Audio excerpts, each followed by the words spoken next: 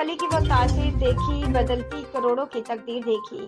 ترجمان اہل سنت صاحبزادہ سید علی ثانی گیلانی جگر گوشہ ولی کامل صوفی بصفا روحانی پیشوا سید سائیں افضال حسین گیلانی سے خوبصورت ملاقات کا شرف حاصل ہوا۔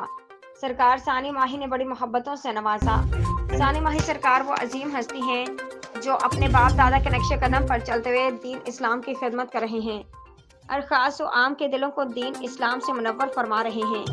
اس مادہ پرستی کے دور میں ثانی ماہی سرکار اہل سنت کی ترجمانی کا ابھرتا ہوا ستارہ ہے جو دن رات کی دین کی خدمت میں لگے ہوئے ہیں۔ سعود ہادی کے نام سے ادارہ سعود ہادی بھی چلا رہے ہیں، جہاں پر تعلیم تدریس کے ساتھ دین کی خدمت کا کام بھی جاری و ساری ہے۔